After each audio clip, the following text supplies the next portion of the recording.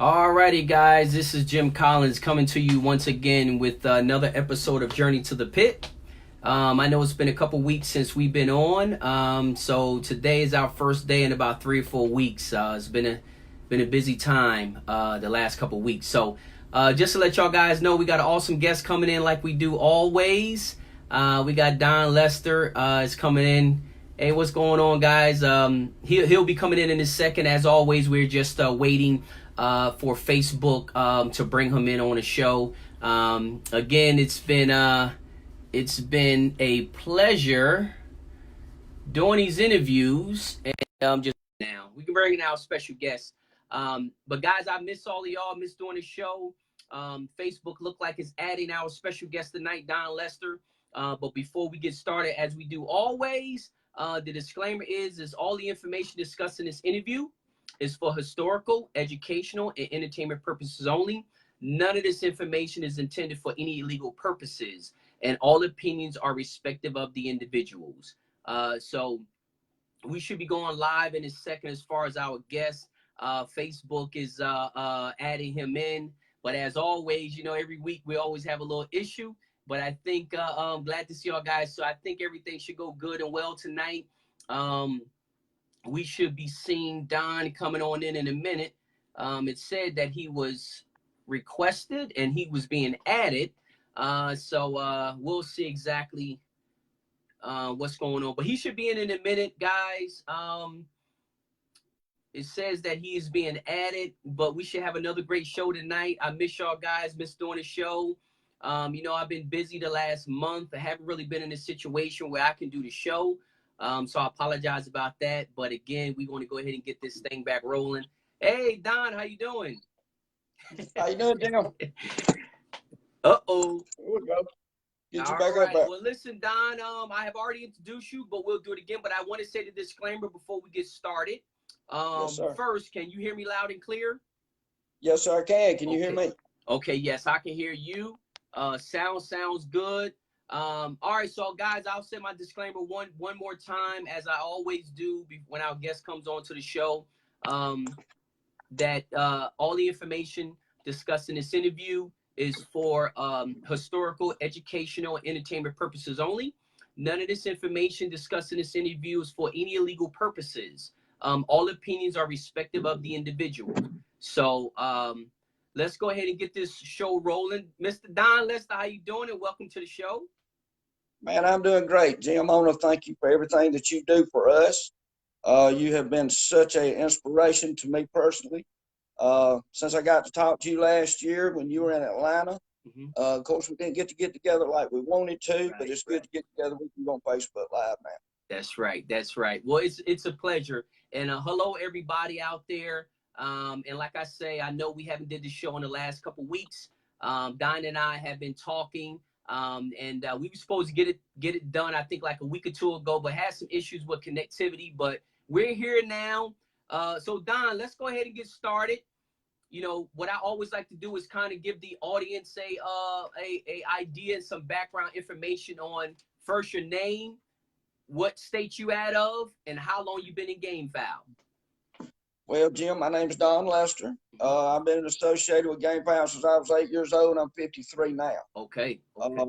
It's just been a long time. Now, there was about an 8-year period in there that I didn't participate in anything in the sport. My mother and father died with cancer, and I stayed at home with them while that happened. I had sort of a rough coming back period, went through a rough divorce, but the last few years have been good. When it was legal, it was really good. Right. It has been a struggle sometimes since then, but I tried to count back, and since the age of 8, when I was 8 years old, Alan Bryant, who worked for my father, took me to a couple of cockfights with him. Okay. One in Harlem, Georgia, the other one's in Toccoa, and that place I'm out of Georgia. Okay.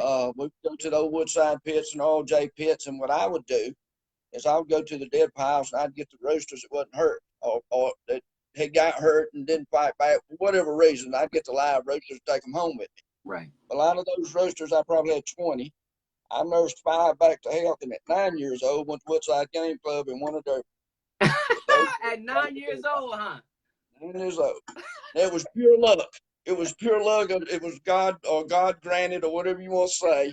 But everybody there was pulling for me. Right. It was several more years before I actually won one, and I earned it. But it was that hooked me, to say the least.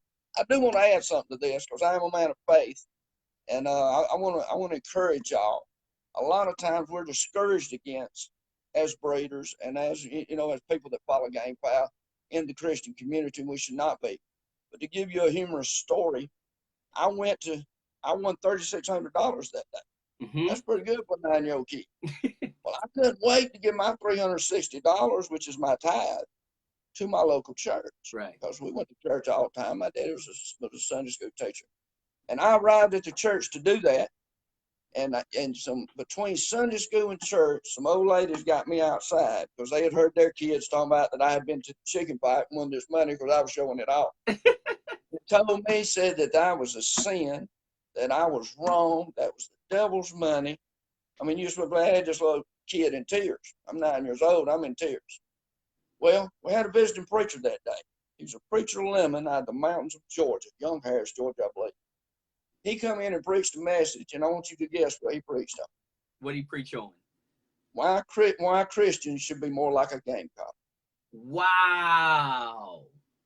I've never turned my back on the faith. Now I've turned my back on God. Right. But I've never doubted that it was okay for me to fight roosters since that time. I was glad to put my money in the plate, and I've always donated 10% of whatever I've won, and sometimes more.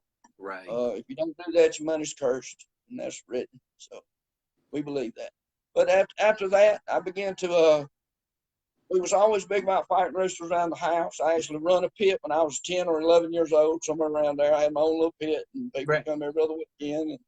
And so it's been an ongoing thing in my community down in Oakport County. There was probably 20 of us that fought roosters. Okay. And so we had a good community. And we would just fight every other weekend. We didn't go to derbies. We fought among ourselves. Right. And then some of us got to venturing out, going to derbies. And I was the second guy from that county to actually start winning on a regular basis at the big shows. Wow. It was, so it got me going into that way. I went on to go to several cocker schools. But I learned the most. My mentor, who I learned the most from, well, two people. Gentleman that went by the name Sleepy Hollow, which was Rick and Russell Stovall. They were brothers. Okay. They could do more with less than anybody ever saw. They won more big derbies, and you go to their place, and they had 8 boxes sitting on creek bank, tie cords in the creek, and fly pins with no litter in it. Wow. And they won more big shows than anybody I know. So Don, tell me that again. You said they had tie cords where? In the creek. They tie it where the roosters could walk in the water. Wow. So they had tie cords in the creek, and you said no litter in the fly pins. No, they would. And they impressed on me something, Jim. And I know you and I are going to talk a lot about conditioning. Right. And because that's where, even though I feel like I was a good breeder, and I'll tell you really what hurt me, I was going very strong. As a matter of fact, at Woodside, Mr. and Miss Ain't Carlton, dear people of God, and Mr. Ain't run the pit. Just a story right quick from Mr. Ain't. I remember the GBI raided us one time. That's the Georgia Bureau of Investigation. They came in, Mr. Ain't, he had to be 85 years old then, stood up on that cane, trembling. He took that cane, pointed it out in the audience, and he pointed at them GBI officers. He said, every rooster here belongs to me. All the spurs belong to me, and these people are my guests. And the police turned around and walked out and left. That was the end of the race. We fought the derby right on. Wow. He was a powerful man. Oh, it looks like we got Don. It looks like we kind of the video is kind of pausing just a little bit, but go ahead, continue with the story. Okay, so after he passed, Cockfight it wasn't long. The Cockfight was felony in Georgia. Okay. He was just a strong man that kept it out. But it's actually the reason this video is messing up is because of my notifications, and I don't know how to turn them off. Oh, you see notifications? Yeah, I'm technically irrelevant here. But I think yeah. I think the only thing that you can do, and I don't know if you can do it now, but let's just keep it rolling because if we put it in airplane mode, it'll probably stop a lot of that, but I'm getting notifications too. But let's just keep it rolling, man. It's clear. I can hear you, so let's go ahead and keep it rolling. So about 9 years old, tell me something. What age were you when you met your mentors? Well, there's been several along the way. Okay. You know what I mean? There's been several. Mr. Carlton would have to be one. You got to understand, man, I come up at the time, we fought with Wallace Landing. We fought with Colonel Gibbons. We fought with all the big conquerors of that day. I mean, Blondie Rollin, all the Billy Thompson, I lead Alabama. I'm talking about all the big boys. This before Carol Neesmith was prevalent. You know what I'm talking about? I mean, this was some big guys back in the day.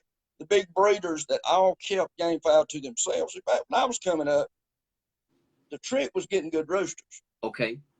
And I'm going to tell you something. I will say this right now. There are better roosters. You can get better roosters today on average than you could have ever got then. Right. Those big time didn't share their blood. You'd get some, but it wouldn't be with those five. Right. But there's not near as good of feeders today. Now say that one more time, Don. There are not as many good feeders today. You had a lot tougher feeders back then because didn't nobody use all the shots and pills, and people just don't understand that that's a hit and miss game. Right. It's very few people that have the knowledge of a veterinarian, and that's what you need to be able to do that game. And I have yet to figure out, Jim, I wish somebody explained to me why I, at 18 years old or 16 years old, would have needed a shot of testosterone. I promise you, I did not. Right. Right. You know, and right. Why are they going to give a cock at the point of, you know, in the prime of his life? The prime of his life. Testosterone. Right. Why? Right. Makes no sense.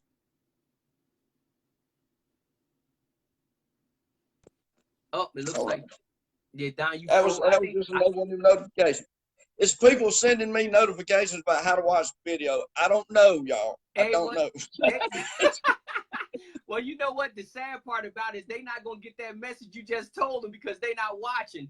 But if they go to my page, if they click on the event, you know, go to my page, they'll be able to watch it. Good thing is the video will be up after we're done. So, okay. You know, my friends list is maxed out. So there's a lot of people that can watch, and sometimes they're not getting notifications and stuff like that. So ain't nothing we can do about that. But listen, Don, you made a very, very good point. And I'm glad you brought that up. Like you say, you know, what makes someone give a bird testosterone back then, you know, back in the day at the prime of his life? That's right. And let me tell you how I do it. Now, I believe, and you understand, I'm 100% natural feeder. Right. And I tell people that, and they think I'm crazy, but I'm telling them the truth. And I am speaking as if I'm doing it now for nostalgia purposes, but I'm speaking as if I'm doing it now. Right. This is how I give a rooster shot of testosterone. I put him in a scratch pen, and I'll take a hen, and I'll hold her down that pen for me. When he tops her, I'll snatch her out from under. And you watch how mad he gets. He's mad. You just think about that. No. That'll get your testosterone up. And there's natural ways to give vitamin E, which I feed oysters once a week. There's natural ways to give that. Okay. And that's and anything you can do to, I'm not saying there's not drugs and steroids and that kind of thing, but I'm not knowledgeable enough to know what each rooster needs. Now, a man that's been fighting the same breed of chickens for 20 or 30 years, he knows exactly what to give, when to give it, and how they fight it. Now, he may have some success with it. But when you go to the pit and you see a guy and he fights two burners and he fights one that looks like, you like, why did he even bring him? I promise you, that's probably the problem. That rooster, and it don't matter about full brothers. I'm against full brothers to start with. I know a lot of people's crazy about that. Give me 6 good ones. Right. I don't really worry about the full brother things because I've got some brothers. Me and my brother's totally different. Right. I love them, but we're totally opposite in a lot of ways. And if you get a show of full brothers, if you got 12 full brothers, chances are you're going to have 4. Even if it's a real good bloodline, you got 3 aces. Right. 3 or 4 pretty good roasters. Right. And probably 3 that ain't no good. Right. You know, so I would rather just spar through 50 and pick the 10 best ones and put them up. Got you. And you know, Don, that's a very good point. Just to back up a little bit what you just said, it makes a huge difference. And it's something I learned coming into the sport, you know, in Puerto Rico, is You know, I had a yard full of what I call Skittles. You know, when you get into it, next thing you know, you go out here, you see a guy winning, you see some awesome, now you want that blood. Then the next week you go, you see a guy with that, and then you want that blood. And then your mind is working in that kind of thing. And before you know it, you wake up one day and you got 16 different blood sitting in the yard, and you are 1,000% correct. You cannot work every bird the same. You can't work every bird the same. Every bird is not going to react to the exercises or whatever methods that you're using. They're not even going to react the same way with feed. You know, you have some that you feed them a certain feed, they'll start bulking up. And then you have others, you got to feed them twice as much to keep abreast on them. So that had started to show me that, hey, listen, all of these birds from all these different bloodlines, it actually becomes a problem, because you're trying to figure it out on each one, but at the beginning, you don't know that. So you're trying to take this, you know, you buy these keeps, you read these keeps, you research these keeps back in the day, and you talk to different people, and they're telling you how to work the bird, but that ain't going to work for you. And if you got all these different bloodlines and all this kind of stuff in your yard, you know, you put this one in the scratch pen too long, he's bulking up and getting tight. The other one, you put him in the scratch pen, the same scratch pen, the next day or the same day, he losing breast. It's just all different kinds of things that a lot of guys don't understand why it's so important. Back in the day, those guys were so successful because they always used typically their own blood for a long period of time, or use a particular blood. If it wasn't theirs, a particular blood or particular cross for a long period of time. So they got to kind of realize it and know how that bird reacts to feeding, to exercise, to everything. And that's a very valid point that you made that a lot of people still to this day overlook. And Jim, I tell you something here. Now, I believe there's such a thing as master. You and I discussed earlier. Let me just back up. Today's world is so specific oriented and so specialized oriented. If you don't have a guy that is a sure enough good feeder, and I mean can feed anything. Right. Okay? I mean can feed anything. Right. If you ain't got a guy like that, and if you ain't got a guy that's just extra gifted in breeding, right, he can put the right ones together. He raises good stuff. If you ain't got another guy that's good at taking care of them every day, right, he is just the best at it. If you ain't got them three guys, you going uphill. Yep. You know what I mean? Because if you meet a farm that's got them three guys, right, your chances of winning ain't real good. You can't do it, but the odds is against you. You know what I'm saying? Right. It's what I hate to say pride, because pride's a sin, but what I do enjoy is I enjoy, number one, I enjoy watching a beginner or watching some guy that's been struggling for years. But you see, he's got good roasters, but they're too dry when he fights them. Everybody bets against him. For example, let me give you this example. After my mom and dad died and I started being competitive again, I was actually living on a riverbank. Okay. I had done native, man. I had a long ponytail and done about went Indian on everybody. And this guy, J.C. Casper, come down the hill, and I seen him coming, and he said, Don, he said, I want you to start feeding roasters for me. I said, J.C., it's been about 7 or 8 years since I fed a rooster. I said, this stuff's like NASCAR, man. Right. I said, the time has probably passed me by. Right. I said, because I haven't kept up on the latest of everything and everything else. He said, Don, listen. He said, I've been fighting every weekend. He said, and I ain't won 2 fights straight. Wow. I ain't won 2 straight fights. And I said, you got to be joking me. I knew the boy had spent a lot of money for brood chickens back in the day. I said, well, I tell you what, I'll come over and see what you got. And he had a yard full of 40 acres of British facilities. He said, I want you to go to so-and-so, set up there, up in a Commonwealth that we know of. I did. And I think we got the money. We took those roosters, and he was $160 or $170 when he walked in the door. Everybody betted against him. A couple of my friends were professional gamblers, and I told them, I said, I'm back in the sport, man. I'm back in. I got my head on straight now. We're fixing to rock and roll. He said, who you betting for? And I told him, I said, oh, no, don't do it. You can't win, man. Oh, I make a living betting against this guy. We won 19 derbies that first year. How many was that, Don? We won 19 derbies that year. Same roosters, the same brood chickens. Wow. Now, and here's the difference. And this is one thing that his handler, and I won't say his whole name, but old Big Josh, a lot of people know him. And it made me feel good because Big Josh going there and they betting 170, 160 against him every time he walk in the door. And that's not fun. And not winning anything to him going and them betting 170 on him before the season was out, no matter who he met. And he said, one thing I like about the way you feed, Don, he said, we don't have to outfight the other rooster, but we outcut him every time. Very few feeders. Look, if I can hit one shuffle to your four, I'm a good enough feeder. If you let me hit that one shuffle, I'm probably got you. Gotcha. I'm okay. Very few feeders cut to the leathers. The reason is because they give testosterone, they give steroids, they build the roosters up, and the roosters are too stout. They big, stout, firm roosters. But you look at them when they bring them to the scales, they got their feet up under them. You see as a man toting a rooster and his legs is drawn up like this, you bet your house against him. He can't cut you. You want that rooster's legs hanging loose and just dangling. If his rooster's dangling, you got one gonna cut you there. And and he'll cut you to the leathers. You don't have to hit a rooster too many times to the leathers, you win. Right. You know what I mean? That's it. You hit him in the body to the leathers, you'll win the fight. That's right. Now I had a good heel shortener too, because that year they come out with this old real devastating thing called a spur gauge. I don't know where they come up with this evil contraption. But all my guys went through it. So but the boys and guys, we didn't have a 60 pair. We had a bar pair that night. Win when you win, brother. Well, tell me this, Don.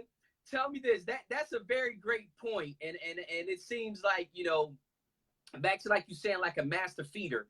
And in my personal opinion, that master feeder comes from, a guy, I guess pretty much maybe like a master of anything else, that had an opportunity to work with a variety of birds and not just work with them, but learn them and perfect that particular blood or type, not just working, because there's a difference if a guy worked 16 different roosters, but never get any of them right.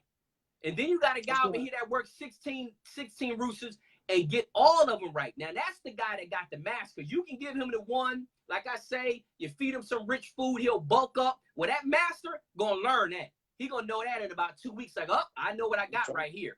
And he going to automatically make adjustments. The other guy is going to take that thing almost to the finish line and then realize, oh, man, this thing is too bulky. Well, you know what, man? You way too late on that. He's going to feed them all exactly the same way. That's exactly right. This is what Buck Halls told me. Buck Halls was probably one of my greatest mentors as a conditioner. Buck Halls was a 80 or 90-year-old Cherokee Indian, and this is what he believed in: hard work, common sense. Now, I'm going to tell y'all something. You got people out there today that tell you just scratch your roosters and fight them, and that may work in the long night. Right. Okay? It ain't going long. But you meet me in the spur and you scratch your roosters and feed them, and I promise you, when we go back at that little squared circle, you're not going to like it very much. Buck Halls, we work our roosters, and I'm going to be straight with y'all, and if I'm writing a book, and y'all can figure this out in the book.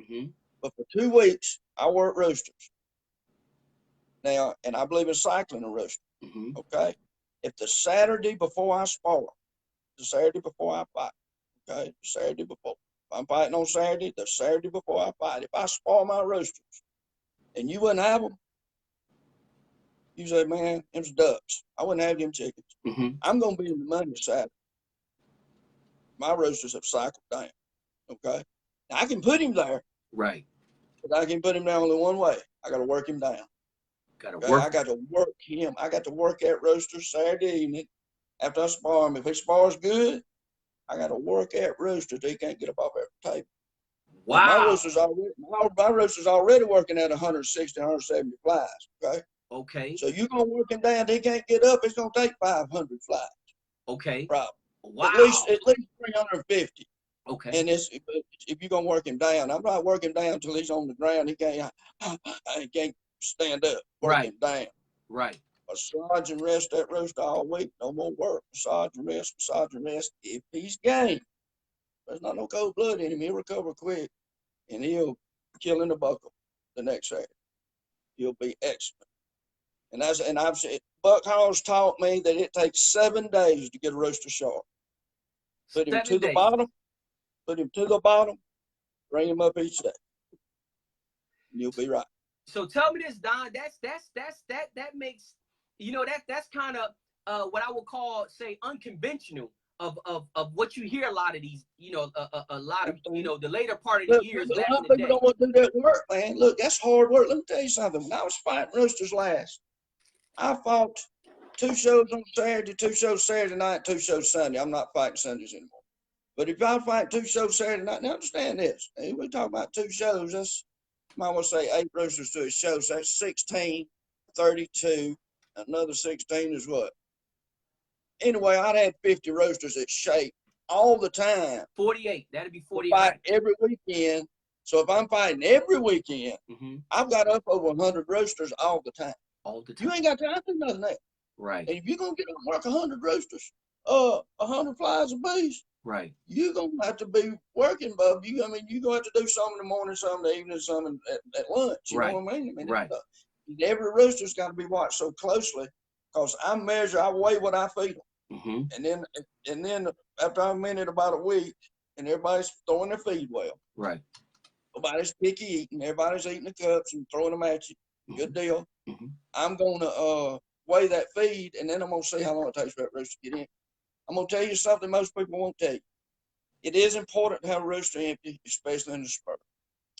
But I found in the short knife and the long knife, it's not that important. And some of those roosters fight much better with a little feed in them. Some roosters don't like to get slap empty. You know what I'm talking about? Some people don't like that gut feeling pulled together.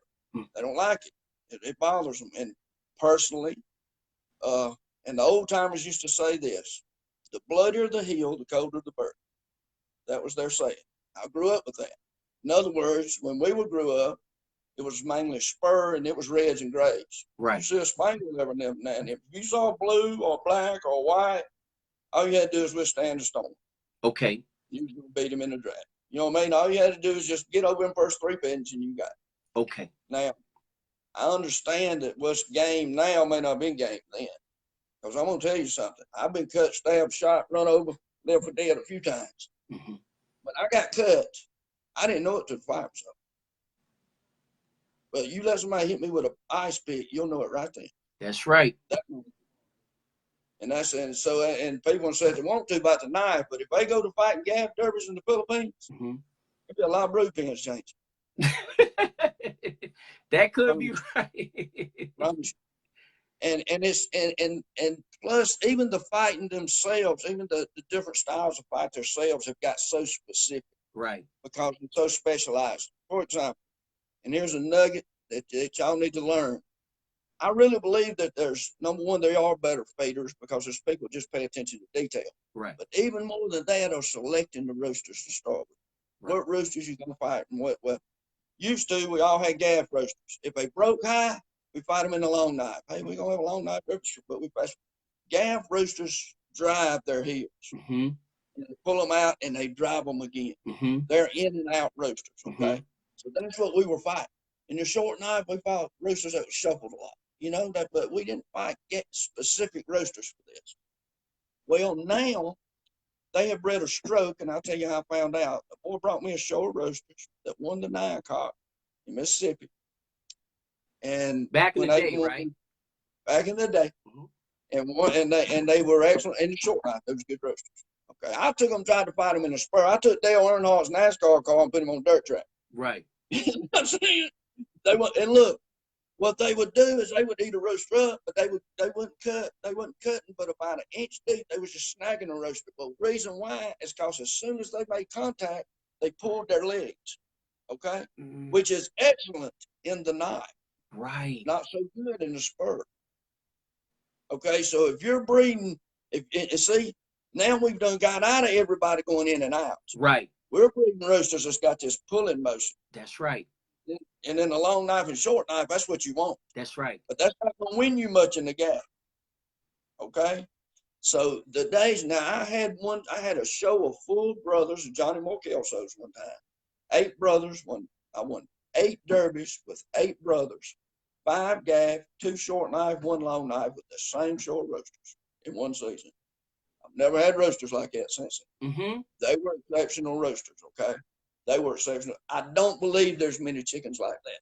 I don't believe there's many chickens nowadays that you can fight in all 3 weapons. Right. Not in a competitive situation. Right. You might do that in the backyard. Right. But you go where the big boys play, and you better have some stuff bred for that. Because if you continue, if you breed, if you've got a cock, and there's one 5 bites and short knife ain't been touched, you breed that cock, you're going to breed his daughters. Eventually, you're going to breed that stroke that you're looking for, okay, which is going to put them in the winners in the short knife. Mm-hmm. Then you're going to sell a show to somebody, and they're going to go fight them in the gaff, and they ain't going to win a fight. And they're going to say, you sold them junk, but you didn't. Right. They just got them in the weapon. So what you got to look for is the roasters that do that. With long knife roasters, you want roasters that's accurate. Don't waste no motion. Yep. Stay on top. Yep. And don't get hit. Short knife roasters, sort of the same way. Too many people look for all this shuffling and all this offense. You need to be looking for a defensive roaster. Because a roaster cannot win in the knife unless he's got a little defensive in it. And I tell you why. You can take one of your Russian roasters, and I can take one of them old Kelsos that Glenn Walton used to raise that sidestep you. Right. And you'll be over there while he walks up your back.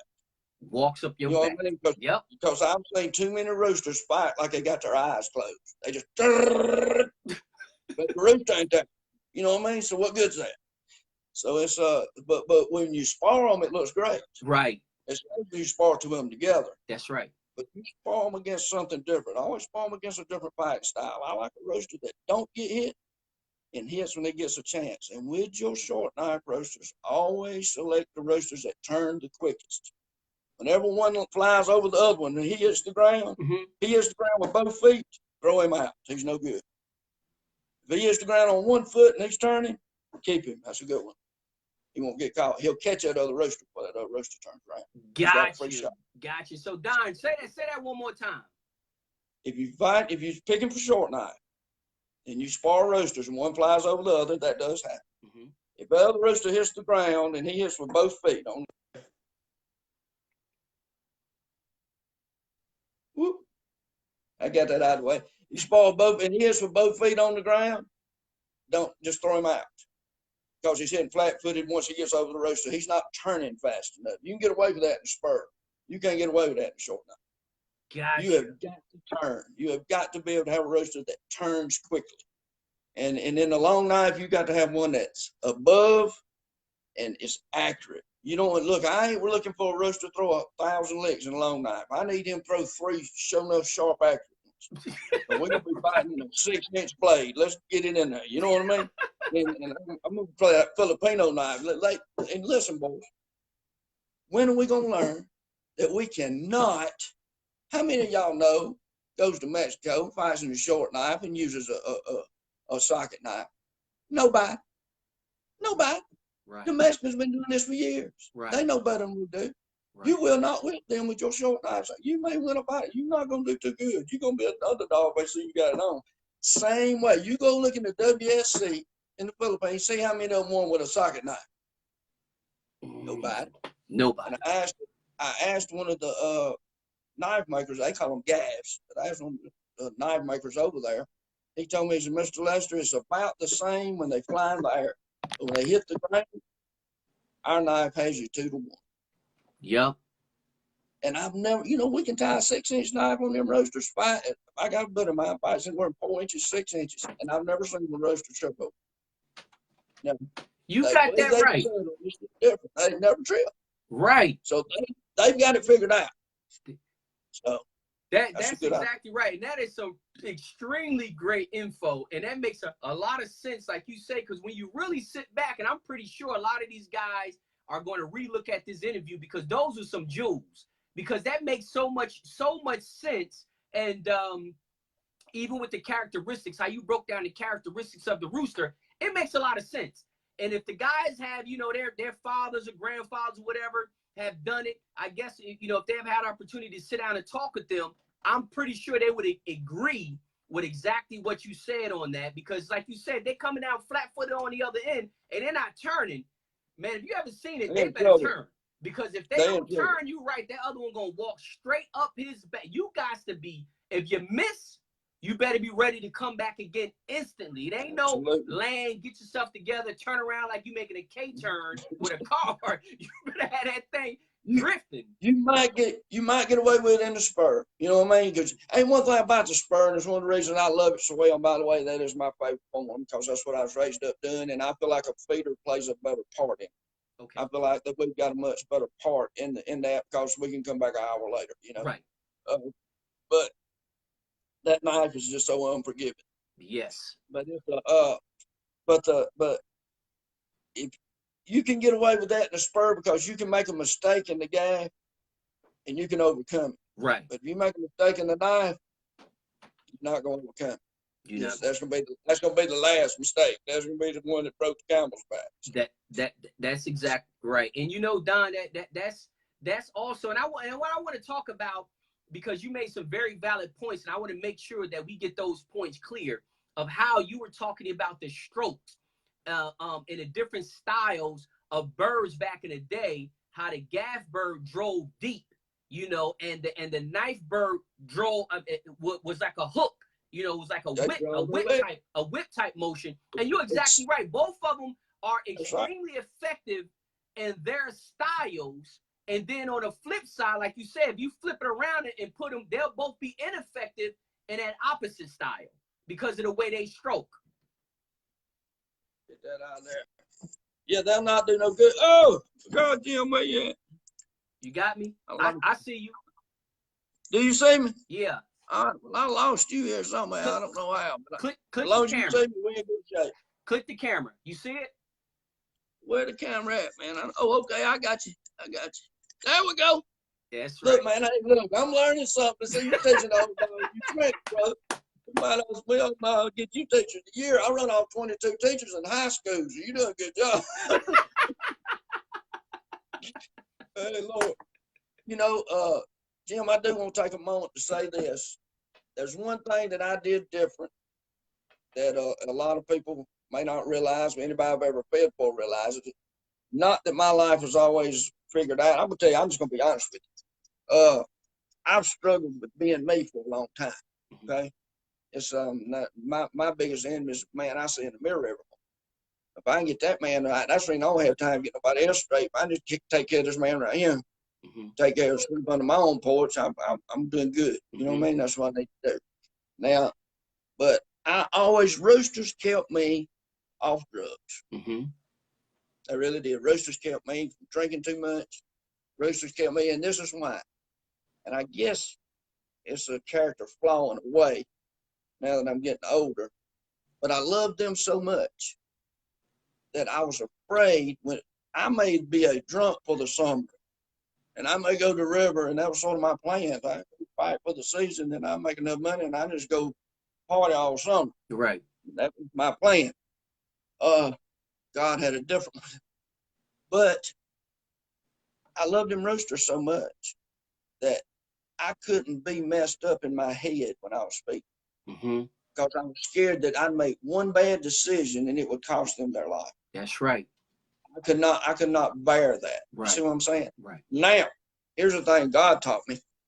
Why didn't my children mean that much to me? It's a flaw of my own. So I've tried to straighten that out. But I will say this. Feeding roosters made me a praying man because there's always a rooster you cannot figure out. There's always one in this. There's always one that you just like, what is going on with this chicken? And God, and I'd get on my knees. I always had when I build my work board is about 4 foot high and it'd be 4 foot wide and 6 foot long, and I have it sort of enclosed, and I have scripture on the wall. God will give me certain scripture to put on there that I just put on there, so I got that to look at. I'm there all day and walk through rotator cuffs doing it, but so I like to get that in my head because faith comes by hearing, hearing by the word of God. So I'm just constantly got the word in. But there's a lot of times I've got on my knees at night and I say, okay, God, you made that hatch clear. Right. You know how he works. Right. You got to give me some ideas here. Right. I'm at a loss. This rooster can't win the way he is. Right. And I'm going to tell you, man, more times than not, God answers my God loves us, and he don't mind his children having fun. You understand? He does not mind us. He likes us. And I ain't saying God's for this and winning and this and losing. I do know this. The Bible says that man may cast a lot, God determines the outcome. There is no such thing as luck. So when we get to blaming things on luck, we just didn't do something right. We got a rooster. Well, no bad luck. If my rooster laying flat on the ground and yours is standing up and he ain't got hurt, my rooster jumps up and hits your fine ear, guess what? He meant to kill him. That's right. That's right. He meant to kill him. Yeah. Might not get hit him nowhere else, but he meant to kill that rooster when he hit him. That's right. So I don't consider that bad luck or good luck. I consider that just a rooster doing what he's bred to do. But these roosters have taught me so much about myself, about my relationship with my Creator. There's a lot of times I would get frustrated with them, and God say, yeah, and I'm frustrated with you for the same reason. Right. You know, I mean, he has taught me so much through these roosters. Right. And that's why it hurts my soul so much to see the United States just get caught up in all this animal rights agenda. You know, it really does. And we'll talk about that on the show, like you said. But still, it hurts. It hurts my soul to know that as big a drug problem as we have in this country, and we got kids playing video games. Why can't we have them outside taking care of chickens? That's right. They learn a lot more right out there. That's right. I raised my two boys, so they're 27 and 25, and they went to the rooster fights with me from the time they were 4 and 5 years old. Right. And they're not serial killers. The ones that have been arrested. When I grow up, I'm gonna be just like them. Right. They're good kids. You know what I mean? Right. Right. I hear that. And they don't fool with roosters no more, and probably because Daddy was so strict on them. Because I had 300 or 400 roosters on cord, and this was their job. Their job was to make sure that I could drink out of every watering cup on that place. If I could not stop and take a swallow out of any watering cup on that place, they had to drink. Wow. And I made them drink every time too. So maybe that's why they're not in it. But I have clean water. And by the way, let me say this for all you cockers who want to say, well, you know, it's been proven a scientific fact that that hot algae water has certain nutrients in it and it's good. Okay, you drink it. You drink it. If it's so good, you get your swallow of it. I ain't seen nobody do it yet. Hey, if that's good for your chicken, take your swallow. You know, Don, you are exactly right. And let me tell you, it's funny that you say that because I had wrote an article. This was some years back. I had wrote an article about water, about the quality of water and how it affects and stuff like that. And I had posted an article, and one guy tried to debate me down. Now, listen, this is the thing. I'm not placed on this earth to convince nobody of nothing. Everybody can believe what they want to believe. I'm not here to convince nobody of anything. I speak my little piece. You can take it or leave it, ignore it, or do whatever you want to do. But I told him, he's like, oh, well, you know, this is how I do my water. It's no big deal. I know guys who raise roosters in mud puddles and go to a show and win this, and that. And you can find a story to support any argument that you want. You can find a story to support and justify a serial killer. So you can find a story for anything. That's right. You know, you can and you find a scientific study to back it up. That's right, exactly. And you're exactly right. And that's the reason why somehow food is so horrible now, because they got scientific studies that say, oh, you can eat all that sugar and all that. It ain't going to worry about you. And then 20 years later, you got diabetes. They ain't tell you that part. Right. So, but like you said, that's a very, very valid point. But this is my deal. I know with some, and again, I'm not passing judgment on anybody because everybody got to do what works for their situation, period. You know, so that's the way I look at it. So I'm definitely not passing judgment on anybody because I never have been in a place to take care of hundreds of roosters or thousands even. So I don't know what it takes to run an operation like that. And I'm pretty sure I have seen farms that had a lot of roosters, and the water cups look like I wouldn't mind, I wouldn't be afraid to drink out of them. But then I have seen guys who got 50 roosters and the water cups is a whole different avenue. Now, again, the farms that's here and the breeders here in the States, they got some phenomenal operations. It's just unbelievable. The care, how healthy the birds are, you know, from the housing to the ground that they're on and all of that. So I know without a doubt it can be done because there's people here with thousands of roosters and that place looks immaculate. Period. And it ain't because they got a lot of money, because a barrel is a barrel. A barrel at your house is like a barrel at my house. So they ain't the money thing, because them farms are filled with just barrels. I'm talking about all the other stuff around the barrels. You know, the big putty water, you know, the old quarter old empty containers inside the pins, you know, old soda bottles and trash and bricks and rocks and all that kind of stuff. That's right. That right there has nothing to do with money. That is all blood, sweat, and tears, period, point blank. And I think clean water is the cheapest thing that you can give them. Anybody should be able to give them clean water. That don't cost that ain't a cost factor. Right.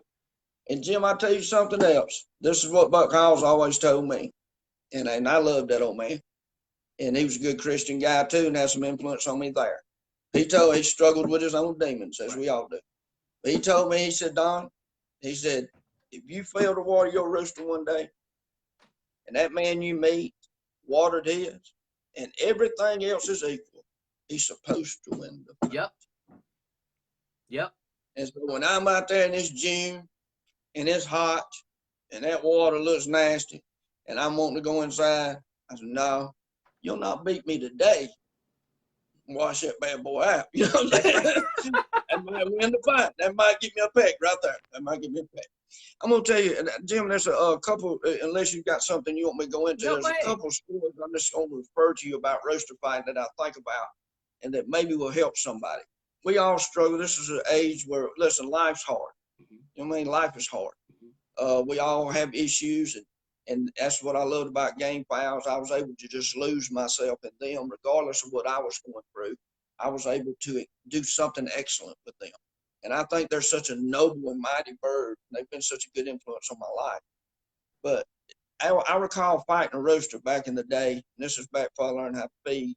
And by the way, remind me to give you a story of my first keep. You'll love it. Okay.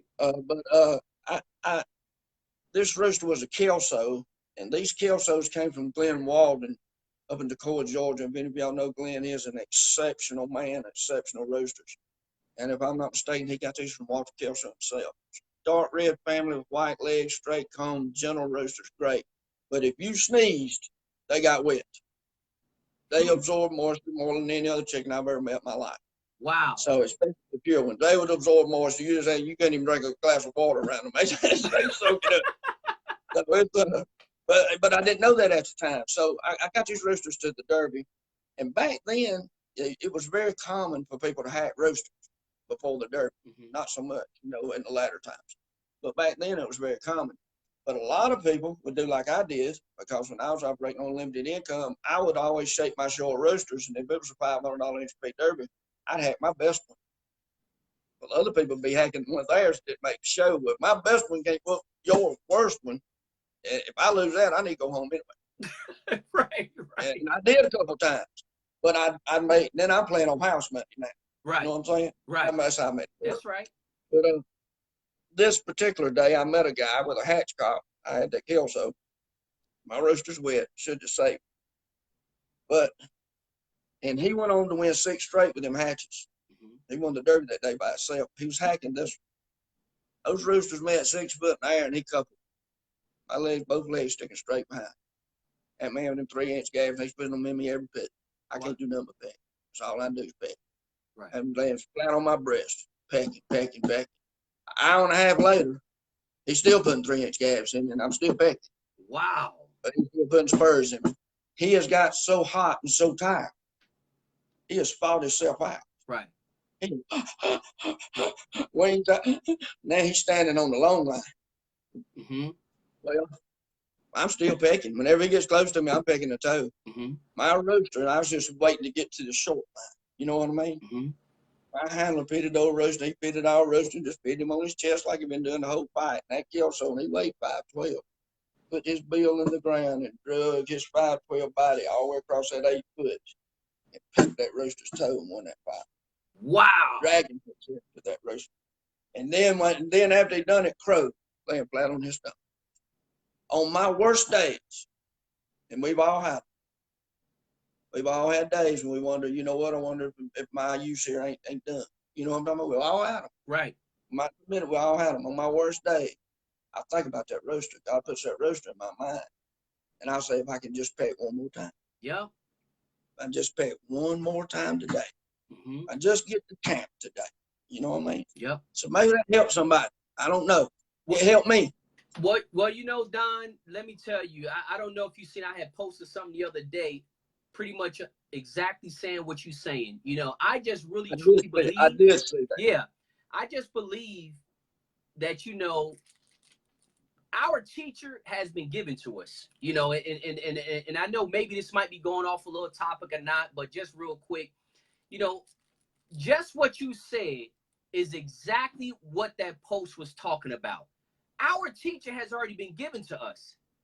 These animals, it's a reason that we're breeding gamefowl and not parrots, or breeding gamefowl and not snakes. You know, it's a reason. Our teachers are here. If we live our lives just like we demand that these birds perform, we would be. Listen, I even said in my post, when that bird go in there, back in the day when that bird went in there, he didn't use anything for excuse. If you didn't clean his water, he still had the same intentions when he stepped in that square. Right. If you misfeed on certain days, he still went into that square with the same attention. If you gave him poor feed and inconsistent feed, he still into that square and with the same intentions. If you didn't work him right and he was sore, he still went in that square with the same intention. The bottom line is this. I ain't gonna say 9 out of 10 times. A lot of times, if these birds, when can talk, they can have a whole bunch of excuses of why they didn't win or why they didn't come out victorious. They can say, hey, well, you didn't clean my water, 365 days a year. Remember that week you gave me bad feed, or maybe you came home late from work and you didn't feed me at all. They can have a whole bunch of excuses, but they don't. They give it their all, and they don't care who's on the other side. They don't care what that wing band is, that leg band is, who the handler is, how much money the other guy got. Those birds go in there with one intention, and it's what they was gifted and created for, period. They have no excuses. They don't always come out victorious, but they don't have any excuses at all. What greater teacher can we ask for? All we got to do is all we have to do is mark ourselves and just replicate what they're already doing. It's a reason why we have these birds and don't have parrots. We're not breeding pigeons and all these other things. And it's just, like you say, it gets a little frustrating also to me because, we have already talked. And like I said, and I'm not trying to get off topic. I hope this doesn't ruin the interview. But, this fight that I'm in, I'm knee deep in it. I'm probably waist deep in it, or up to my nose in it, whatever you want to call it. This is not a fight. This fight is not for me. I'm not no big breeder. I don't, I'm not no second generation cocker. My children have no interest in gamefowl. They like them, but they have no interest in gamefowl, being a gamefowl breeder. So everything that I'm doing ain't for my kids. They're for somebody else's kids. That's right. They ain't for my kids because I'm not fighting this battle for my kids. Nothing makes me happy, and this is why I'm writing the book. There's one, and I won't get into it much. That's one of the reasons I wrote it, is because I got to thinking, man, we've lost some legends lately. Yep. We've lost some legends, man. In the last 10 years, we've lost some legends. Yep. And unfortunately, there's not a lot of people to take their place. Right. Okay. And it's sort of like the old country song, who's going to fill their shoes? You know? I got to thinking, and the reason I got to thinking this, and I probably hadn't shared this with you, but I had some really unfortunate news at a neurologist about 3 years ago. They gave me 3 years to live. Now, I got 19 staples and 9 stitches. 9 staples and 19 stitches in my head now. Mm-hmm. Now, I'm fine. Get that out of here. Can you see me? Yeah, I can see you. Good? Okay. Yep. I'm fine. I don't believe that report. And I'm going to tell you why. Because in my prayers, God told me, he said, you're going to believe the report of man, you're going to believe my report. Mm-hmm. I'm going to believe his. I believe I'm fine. But I wanted to make sure I got everything down in the book because these roosters have been good to me. And I want somebody to take that knowledge and go forward with it. You know what I mean? If build on it. Mm-hmm. I don't know it all. Let me tell you something. These roosters will make a liar out of you. You know what I'm saying? Yep, that's right. That's right. That's right. Look, every year now, and listen, I've won, by the way, I do believe from my last recollection, I've been in the money 186 times in my lifetime. Wow. Now, in the money one way or another, and who knows how many money fights I've lost. I had one year where I lost 13 money fights in a row. So, and there's been some lean years too. Now, understand now, that's a 40-year period. That's right. That's not, that averages out not right. so great. I don't look so great then. But I've been in the money. The last 3 years that I competed, I was in the money 41 times. So it was still good. You see what I'm saying? But now that's fighting a lot of roosters too. Right. All right. Right. If a man, I want to give everybody a little juggernaut of wisdom here of how to increase your win percentage 10% by doing one thing. If you've got some colleagues and y'all all raise your roosters, take your stags before they start molting and get together and have a big stag hack and don't bet over 20, make maximum bet $25. Right. So nobody conditioning stags and trying to win the bet. Nope. What we doing it for? Testing our roosters. Right. And you cull them roosters that way. You take them stags home, you keep them over the summer, and you take good care of them. Mm-hmm. And when you turn them loose next year, you'll meet that cock on his score line. And a fresh cock won't whoop you. A fresh one won't whoop you, huh? The stag will know what he's doing. Every rooster fights a better second fight than he does a first fight, for the most part. He knows what he's doing. That's you know what I'm saying? That's right. When you go to put it, look, and I've had them fight and be so good, win 6, 7 fights, they just lay the leg out. You pull the steels out, and they just throw the leg out at you. They already go to sleep. I love them old roasters like it. But it's but they do. I found that increased my win percentage because you had roosters that had been fought, knew what they were doing, and a fresh cock will think he's sparring. He'll think he's got sparring muscle on until something goes a little deeper, and he goes, "Wait a minute, that didn't feel right." So it's and especially in the short knife. If you fight the short knife, that's what you want. Matter of fact, let me tell you something. Last short knife derby I won, I fought 8-month-old stags in the cocks and won the derby. Why? Because stags are faster than cocks. That's right. And in the short knife, you want fast roosters. Right. Now I have to put up a bunch. If I'm gonna fight a 5 cock, if I'm gonna fight stags, because stags are so fickle. Right. And they're just like kids learning. And these were exceptional 8-month-old roosters too. Right. I don't think you can just do it in 8-month-old roosters, but 10 to 12-month-old roosters, I think you can whip cocks in a short knife every day, all day. I really do. Okay. If you got those. Now, but you got to put up 25 to get 5. Right. You know what I mean? And there with cocks, maybe you can put up 10 to get 5. Well, got you. But you got to put up twice that many with stags because they just may finicky. Go off at any time. Yeah, they real finicky. Yeah, they just like teenagers. They just like them to say they don't want to cut the grass today. What do? You know what I mean? They kill him. So there you go. That's exactly right. So Don, man, we've been covering some great stuff, man, and I'm going to kind of recap some stuff.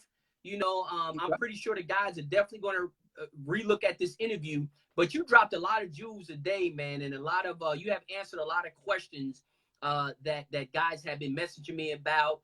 And hey, listen, when you interview, ask this, ask that, ask this, ask that. But I ain't gonna lie, man, I can't remember all this stuff to ask everybody and all that. I try my best. Come on, Jim, come on. I try my best.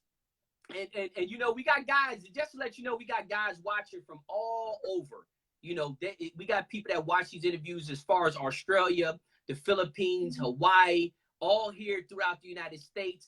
If anybody in Hawaii or the Philippines needs a daddy, wants to adopt the old man, I'm available. I come with references. I am house trained. I'm pretty good. It's guys watching from all over, man. And it's having these interviews. First, I feel as though that I'm blessed because these interviews and before these interviews, I have established some extremely good relationships with cockers like yourself. And I know I feel as though I know I'm blessed because I got access to a lot of information that a lot of guys who have been in the sport a lot longer than me don't have access to. I have access to people that a lot of guys, a lot of people in the sport don't have access to. So I'm so grateful for that.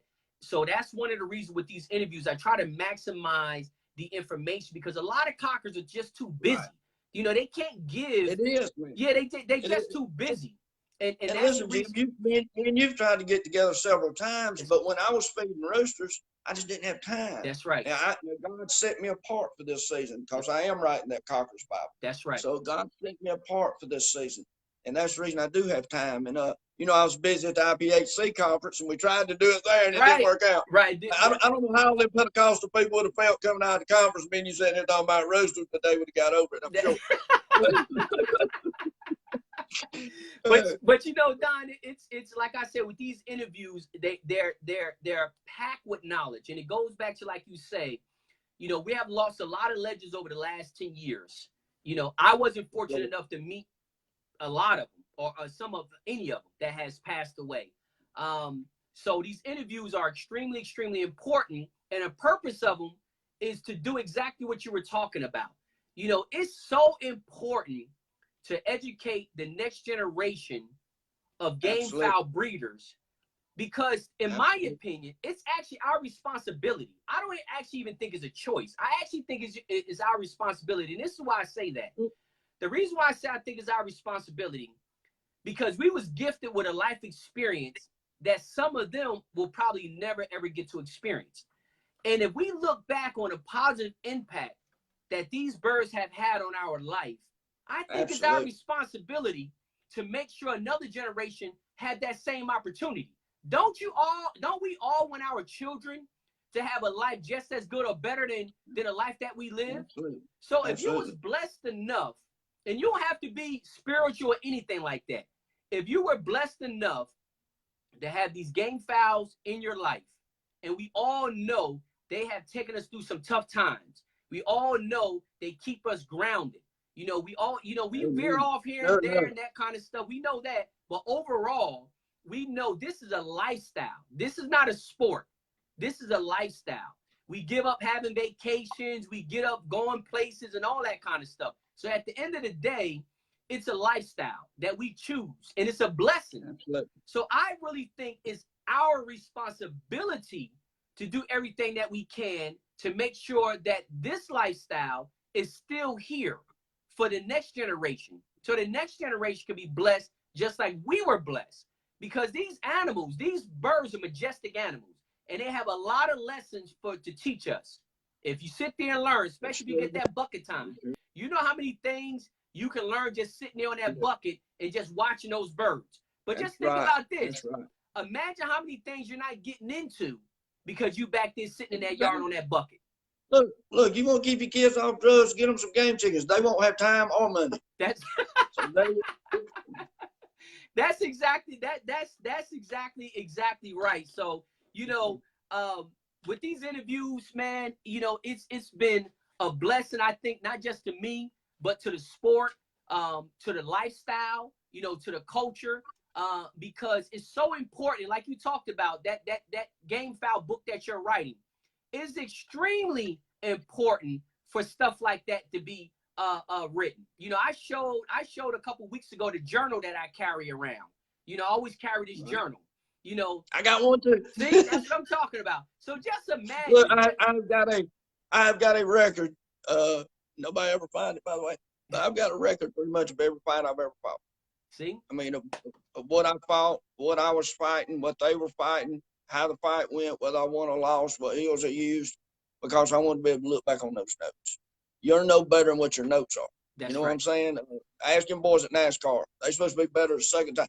Jim, this is the truth, and I was thinking about it today. How we ran out of time? No. Go ahead. We good. All right, I was thinking about it today. I have never been to a pit that I didn't go 3 times that I wouldn't get in. Never, ever, anywhere. You give me 3 tries at it, I'm gonna get in there.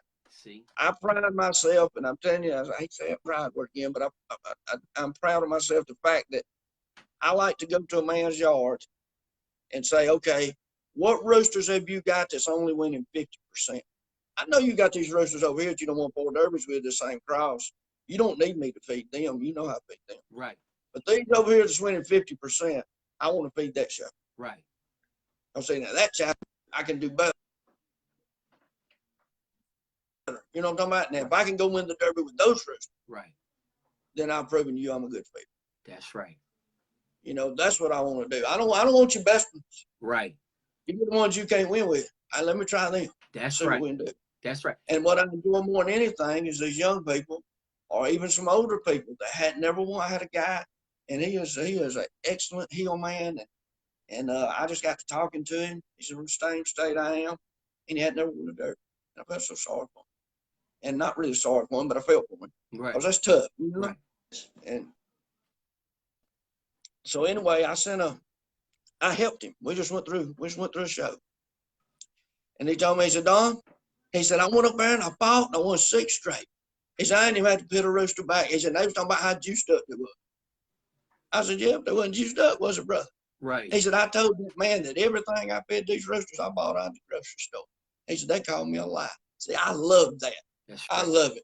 Last time I was in up north and fought, one of the big time favorites stopped and told me, he said, boy, I hope I don't meet you today. Well, that's a good compliment. That's right. And then he told me, he said, you got them on that stuff just right. And I just smiled at him and go, yeah, boy, they juiced up today. Right. It ain't even juiced up. They just natural. Listen, I really enjoyed it. The last show of roosters I fought was in the 7-cock. I met a boy that had won the I think he's the only guy that won the Golden Rooster. He had come from Mexico up there and had been up there a week. He wanted to bet me $5,000 on my first fight. And I looked at him. I never fought this rooster. I said, you stupid. I ain't bet $500. I'll bet you $500, bub. I'm not betting $500. I don't even, that's somebody else's chicken. Right. But we turned them loose, and they said, this rooster's won 5 times, he no be touched. Oh, God, here we go. And I was a big dog showing up. But the boy been there. He's won Golden Rooster 2 years in a row, Mexico. Some of y'all may know. I was fighting a gray cock, and that hatch cock flew in the air, and he was humming like a hummingbird, and that gray looked up at him and just shot and knocked him straight out there. And hit the ground, and that hatch took him from throat to sternum, from his sternum to his bent bones, and that gray never slowed down, and he won the fight.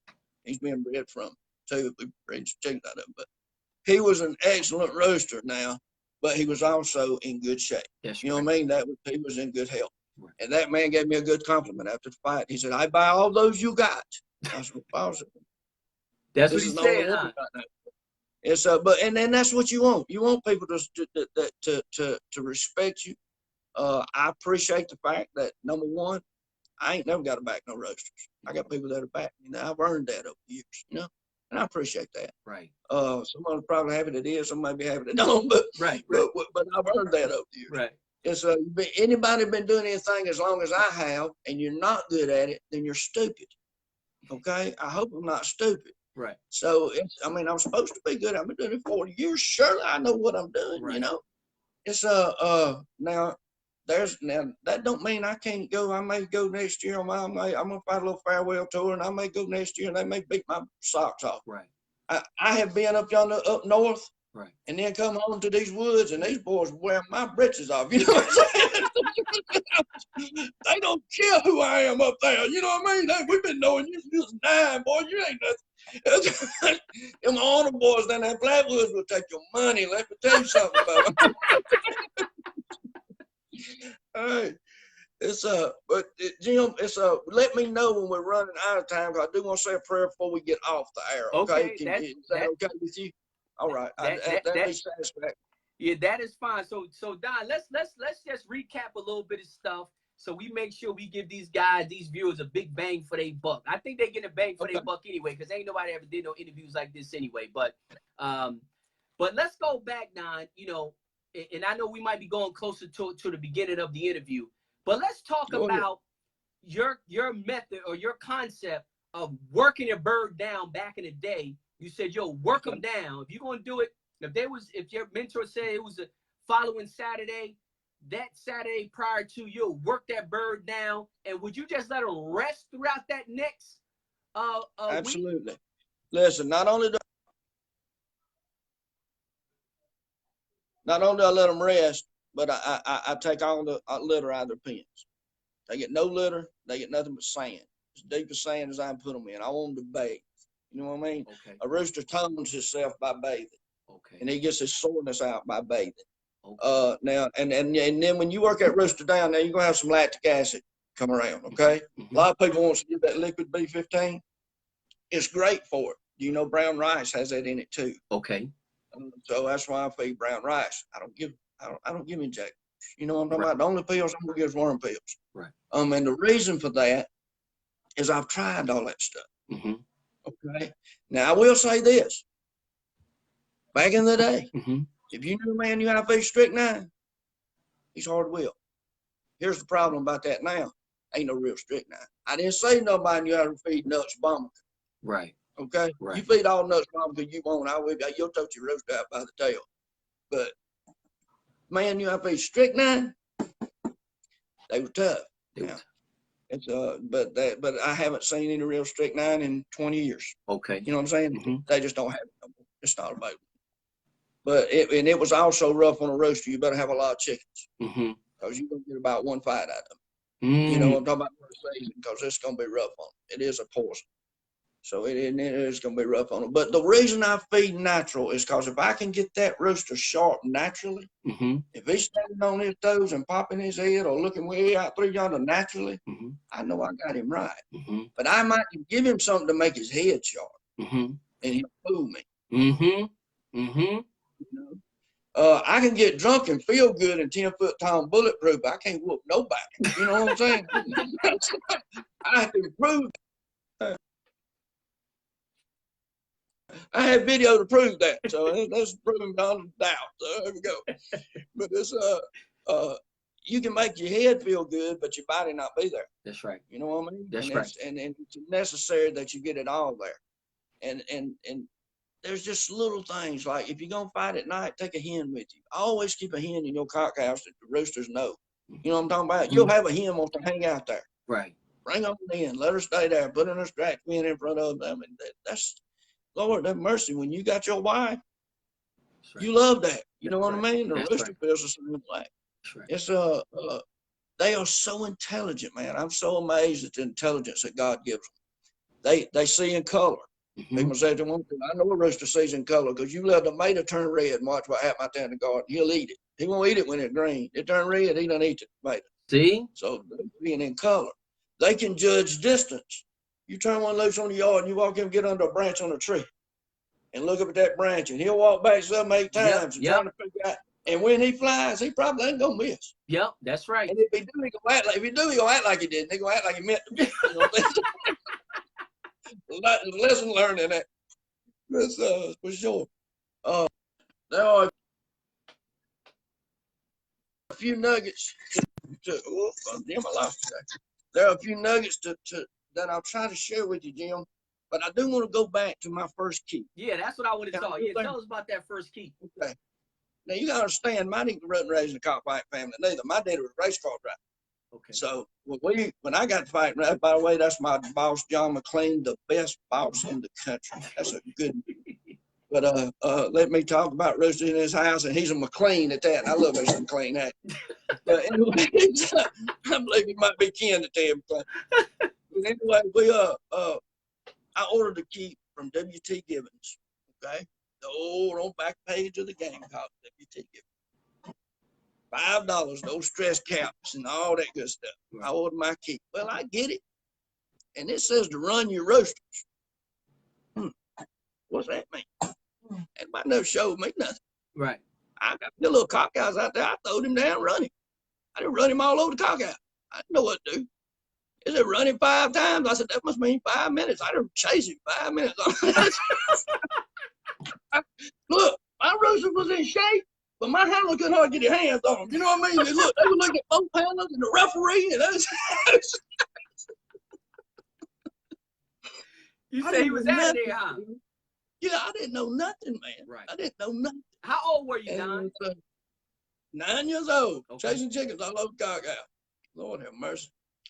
So I've come a long way, and I learned most of what I know by messing up. Okay? Right. Just like vitamin K. Now, the man gave me some vitamin K pills talking about how great it was. Let me tell you what vitamin K pills do for you. They make your blood so thick your rooster slows down. Okay? Roosters cannot move as fast on them. Plus, a rooster cannot get rid of vitamin K that's synthetic. You give it to him naturally. You give a roasted beef liver, you give him more vitamin K than you can with vitamin K pill. You don't restrict him in any way. Right. That's right. Unless it gets hit in the heart, he will not die. That's right. Okay? It's a good shot. You got a good deal. He gets a lung rattle, he's gonna throw it. Just give him that. Got you. It's the best stuff I've ever used. There's natural alternatives to everything. Mm-hmm. The best antibiotic you can ever use is olive oregano. Say that again. The best antibiotic you ever use for chicken is olive oregano, or for you as well. I'm sitting here in the house with John and Tracy McLean. Tracy got cured of MRSA with olive oregano. Olive oregano, okay? Huh? Yes, sir. It is the strongest antibiotic known to mankind with zero side effects. Other than it just don't smell good. Okay. But I had a rooster that I brought from up north down to Georgia. And when we introduced him to the flock, down at a friend of mine, he had bought them. When I introduced him, about 200 roosters caught the rattles. Well, when you conditioning roosters, that's a problem. Right. You know what I mean? Right. You brought something in. Right. So I knew what to do, and I give them all shots, and I just took about 2 weeks and just tried to get everything over it. But the one rooster, Big McLean Hatch, as a matter of fact, that really had it to start with, ain't nothing I could do to him got him better. Mm-hmm. All the shots, all the powders, all that, everything, nothing. I even tried Buck Hall's old trick. He take terramycin powder and run it about 2 inches up in a straw, blow it down the mouth. I cured a lot of them that way. Cockhouse rattles, that'll cure. But this one rooster wouldn't get no better. Well, I called a vet in the Philippines, and he actually told me, he said, I'm sending you something. He sent it next day after it got here. And I walked out to and the rooster's laying on the tackle and it stretched. I thought he was dead. Right. But you can hear him rattling from 50 foot away. Right. So I got up there and I give him a dropper full of that. Sent out an eyedropper. I give him about a half eyedropper full of that oregano oil. And he fell back on his haunches and spit. 4 hours later at lunch, I sparred that rooster and he didn't have a rattle. What? 4 hours later. Big Josh will tell you, because it was his rooster. We sparred that rooster. He didn't have a rattle. That is the best. I will not. There's 2 things I'm going to have in my cock house. A Bible and oregano oil. I'm going to add them 2 things. Wow. It is the best. Look, and listen, I live in Georgia where the commercial poultry industry, there's more poultry produced in Georgia than any place in the world, not in the United States, in the world. There are commercial poultry houses everywhere here. Now, the commercial poultry industry is trying to get ahead of the game. What they've done, the reason we can't get antibiotics anymore, I had a veterinarian tell me this. You know, they took all the antibiotics off the shelf. Right. The reason is because the commercial poultry houses were running them whether they need them or not, cycled them through. Right. They come to find out they're carcinogenic. Okay? They're causing us cancer. So they're trying to get ahead of the game. All right? That's the reason not only will they not sell them, but they wouldn't took them all off the shelf. Wow. All right? It's a carcinogenic. But so you know what the poultry houses do now? They put thyme and oregano oil in their feed. That's thyme and oregano oil. That's right. Thyme and oregano oil. I've been doing it for years. Wow. So Don, tell me this. Where can we get that oregano oil? Well, I'm gonna tell you right now, Mr. Tracy McLean, when I moved in here, I'm helping him build a bakery. God's given me a new set of skills. Just for those of y'all who do not know, God has promised me before I die that I get to go to the Philippines and help the children of the tombs. I don't know if you know what that is, but if you don't, Google it and find out. Tracy McLean, this is oregano oil, straight out of the garden. She's brewing it now. I have some. I'll take care of y'all. Okay? Wow. So she's got it going on. And like I say, it cured her of MRSA. Okay, so that's why she loves it. Wow. We're making our own, so it'll be good and it'll be strong. It takes about a month to make, but if you make it right, but it's good stuff, man. That is amazing. I had an abscess tooth last year. Right. My jaw swelled out to here. I put 1 drop of oregano on it next morning. I had no toothache. No. Oh. Well, I think you turned every last one of us on to something new, because I promise you, when we get off this interview, I'm going to be trying to figure out how I can buy it or make some oregano oil. Well, and you can make your own, and you can buy it. It's just sort of hard to find. But if you can find a health food store, not GNC or something like that, but some of these little local essential oils people or That's something, right. you can find it. You can find it. Wow. It's good stuff, man. It really is. You got an earache or something, drop in there, gone. Oh, with you. Look, you see them throat worms in your roosters? Yeah. You know, they got that little hip. Put that oregano oil down. It'll burn them worms straight out. You don't have to worry about it. If you got somebody you don't like, give it to them on the tip of their tongue because it'll burn so bad they'll cry like a baby. But if you like them, you put it down in their mouth so it don't burn. So Don, so tell me something. So tell me something. What's the best way to give it to a rooster? Do you? Get it? But I give it an eye drop, okay? And what I do is I usually take all my roosters at the beginning of the keep. Now, that's one of the things. I give everybody a worm pill, and then I'll wait 10 days. It usually takes me 4 weeks to feed the roosters, but I'll give everybody a worm pill. I'll wait 10 days. I'll give them another. Okay, that takes care of the worms. And I usually when I do that on that 10th day, I also give them about a half a eye dropper full of oregano oil, and that'll knock out pretty much anything that's in them. And it kills the bad bacteria. And anything bacterial that will cure. Anything not viral but bacterial. Right. That's not a viral deal, but it's a bacterial cure. So anything bacterial, it will cure. Got you. Yeah, we know it ain't gonna do nothing about them virals. That a lot of guys get that confused. They get to treating viral stuff like it's a bacteria infection, and then they wonder why it ain't working. It ain't working because you're actually treating something that can't be treated. It's not a bacteria, it's a virus. So you can give them all that stuff all you want. You gotta let that stuff run its cycle. And let me talk about good bacteria and bad bacteria. Let me turn y'all on something else. Everybody wants to give a roosters yogurt. I got news for you. If you look at that yogurt, I don't care how much live bacteria it's got in it. If it's got sugar in it, you just nexted it out. It's of no use to you. Get it. You just wasted your time. Get you some sauerkraut. Get you some sauerkraut. Sauerkraut's got more good bacteria in it than anything else. And them roosters will love it. They'll eat it. They love it. Wow. That's some good information. Bacteria. I love sauerkraut too, just for the record. Me too. Me too. And look how young we look. I mean, I'm only 27. Hey, I love sauerkraut. But listen, Don, I mean, we still got more time, because this ain't like this some ESPN where we got to chop it off, Right. But just want to kind of go back, and I keep going back because it's things, as I know we go along, because we just having a conversation, and I know some guys have been sending me some messages, and I'm trying not to reply to them as I see them coming in the screen. They coming in my screen like they coming in your screen also. You talked about your keep, your first keep you came, you talked about the working your birds down and then letting them build back up, and they build back up just through rest. No type of bedding. You didn't use any type of bedding in the pens. And you said that you like to use sand, right? Right. Was it sand thin, 2-3 inches or what? It's I like to keep the sand. I like to keep it deep. I really do. I like a rooster to be able to cover itself in it because that's how he bathes. Right. You know what I mean? That's how he bathes, and it helps tone his body. Now, also, that last week, them roosters get massaged 3 times a day. I rub them roosters. Look, I rub them from the top of their head. I rub them till they just go to sleep in my hand. That's right. All the way down their neck muscles, all the way to the bottom of their feet and pop their toes.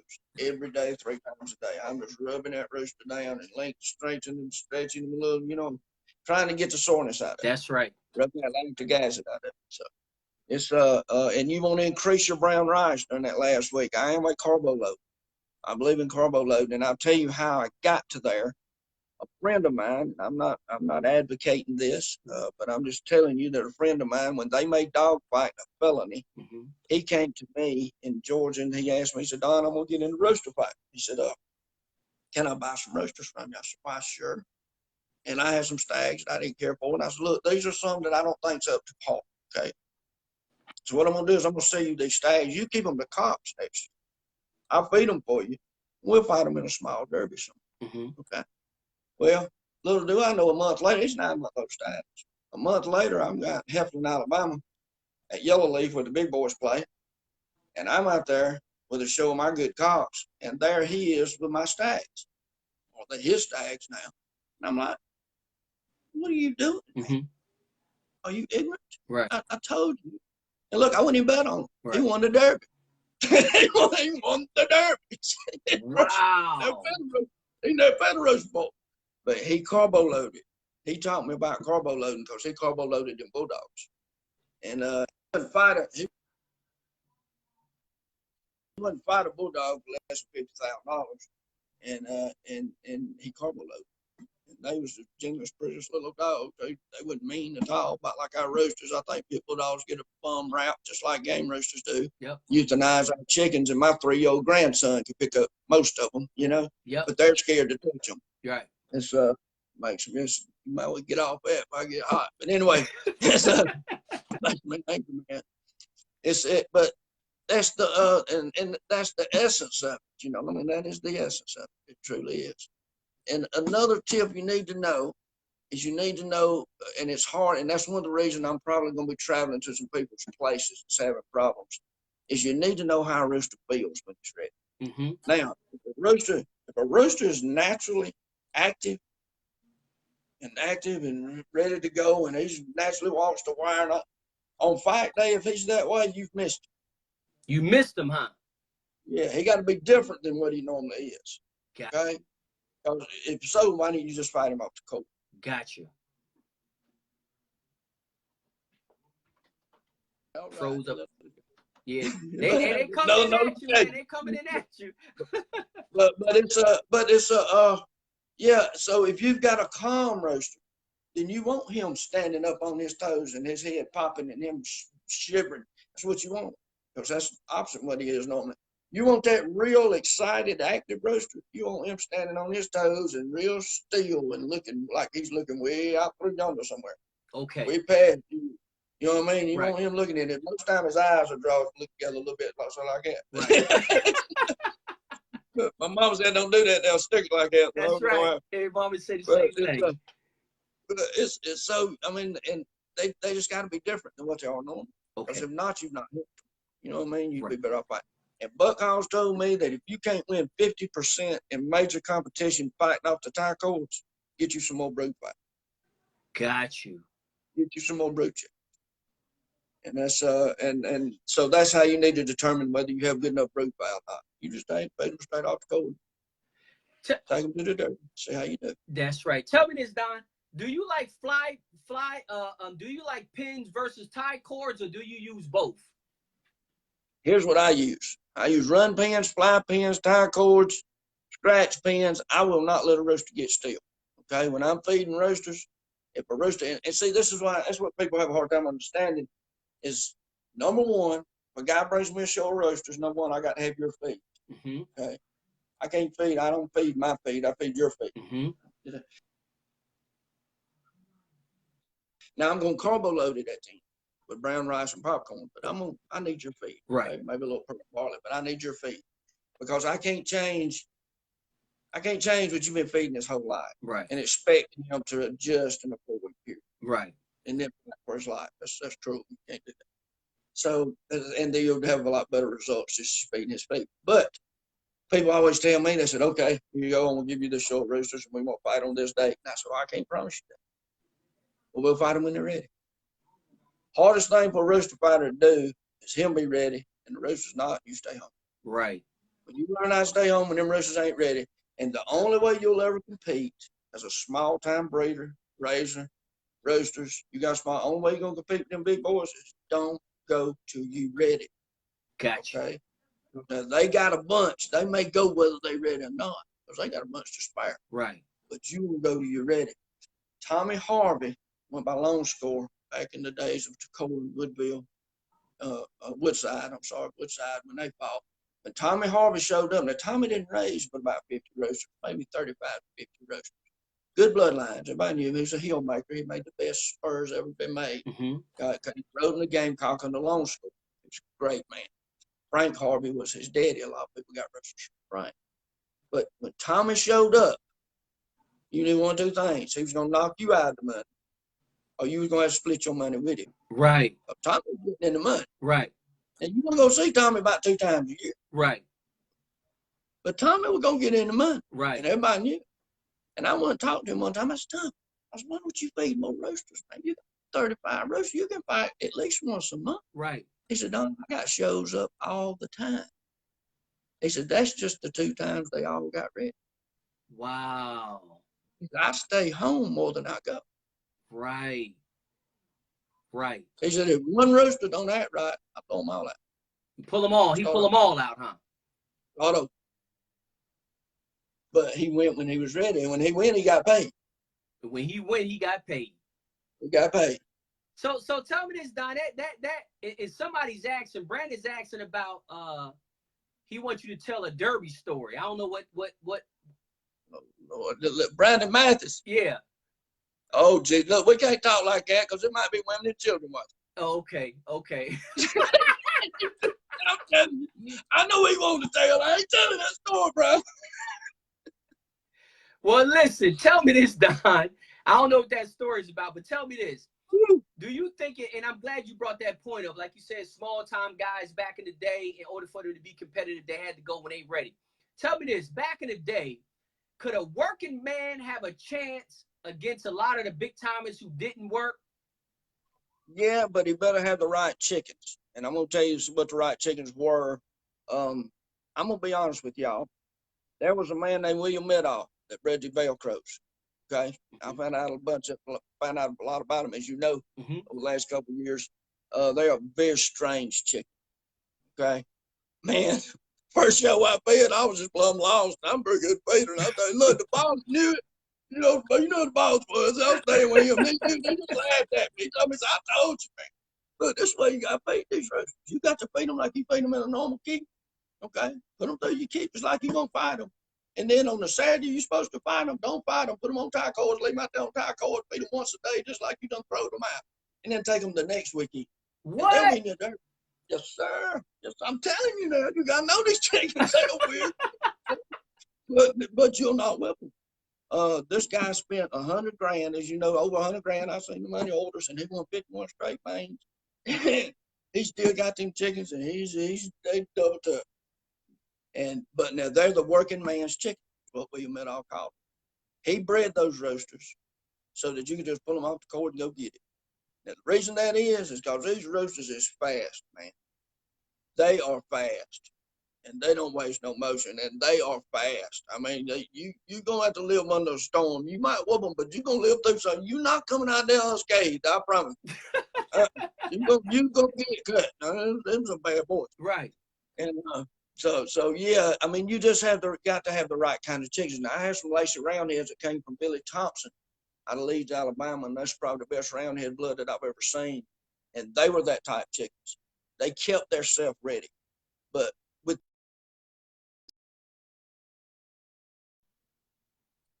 real hard keep one time and get him at fight weight, right, and then keep him on a tie cord and keep him moved around the rest of the season. Right. I can tune him up in 10 days. You know what I mean? He'll stay about fight ready all the time. Once I get him at his fighting weight, I can tune him up in 10 days. Right. Because he'll stay right in good shape all the time. If I can spar him and he spars right and he don't break that bill, I can carbo load him and get him ready, especially for a night fight. But once you knock that weight off of him, but the problem most people, and this is something that most people need to learn, you got to be careful what you feed your roosters. You got to be careful how much. Most people overfeed drastically. Okay. I was feeding for a gentleman up in Kentucky. Fought a little old rooster at 4-3. He won 3 good fights that year. He was a good little old rooster, just a good average little rooster, but he cut good and he was a good rooster. But anyway, I went to fight him the following season. He brought him to me after he kept him over the summer. He weighed 5'4". Okay, I got to take a pound of weight off his chicken. Wow. Okay, it took me 4 months to get a pound of weight off. Got you. So you can't do that. You can't. That'd be like you. How much you weigh, Jim? About 175. Okay, that'd be like you blowing up to 300 pounds. Right. And then me, in 6 months, me getting you back down to 175. That's right. Tough, baby. That's tough. And you know what? That'd be almost like you trying to cut 50, 60 pounds in 6 weeks. It can be done, But I promise you ain't gonna be that healthy. You ain't gonna be you ain't that gonna be in strong. fight shape. Right. Yeah, you ain't gonna be wanting to go against Floyd Mayweather. That's and, right. You know, it was tough, man. So and a lot of people do that. They love them to death, what I call it. Right. And that's why I told this guy's name Tom. I said, Tom, you've loved this rooster to death, man. Right. Sometimes That's right. No. But then his definition, I starved them to death. You know what I'm saying? Right. And listen, my roosters do be hungry. I believe a hungry rooster is a good rooster. Okay. And it's now I feed them what they'll eat and throw. I don't want them to have such stuff. Now in the summertime, when they're putting on feathers, they've got to have extra protein. They've got to have extra food. You know what I mean? I understand. That's right. But when them roosters is in fighting shape, I'm gonna keep that rooster as close to fighting weight as I can keep. I'm gonna keep him. And another little, I'm telling you a whole lot. I ain't no need me writing the book. Here's the book right here. No, because I promise you right now, hey, these interviews are gonna complement the book. That's what it's gonna do. If my roosters don't drop 4 ounces last 2 days, I pretty much keep them at home. They should drop that last couple. And they should do it pretty much on their own. In other words, their guts. Here's what people don't understand about moisture in the rooster's guts. All right, number one, gut moisture and body moisture is two different things. Right. All right, I want a rooster's body moisture. I want his legs limber and I want his legs dank. Okay.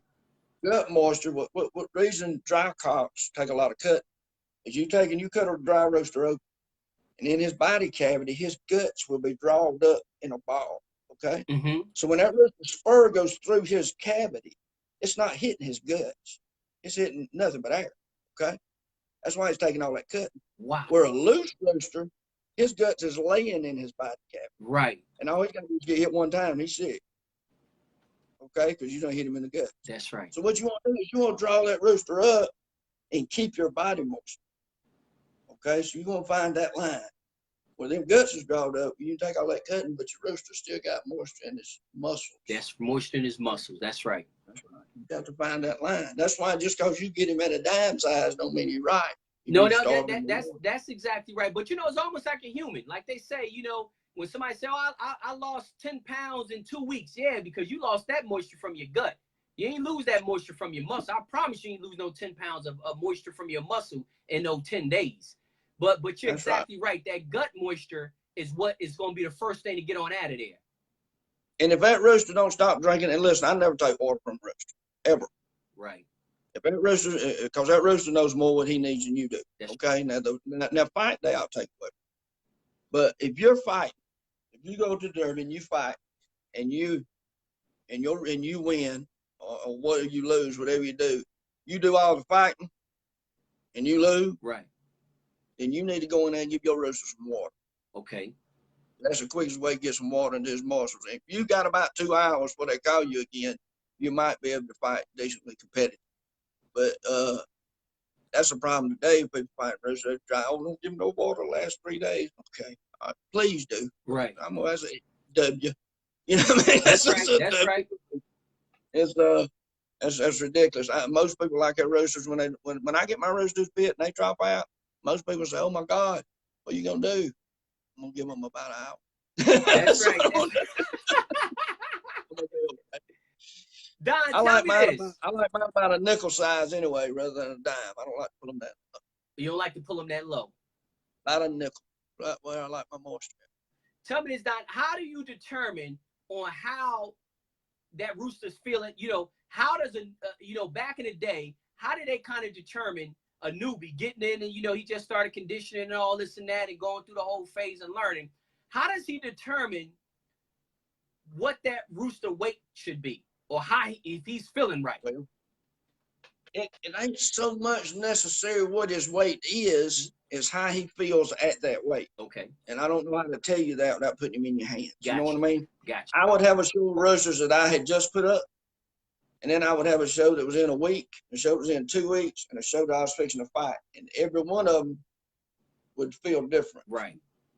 And unless you got shows up like that, it's hard for you to understand. Gotcha. But each one of them, because their bodies are toning out, leaning out, and whatnot. You know what I'm saying? Right. So it's and the way you get that corky feeling at the end that everybody likes, you get that corky feeling is by drawing that gut up. Mm-hmm.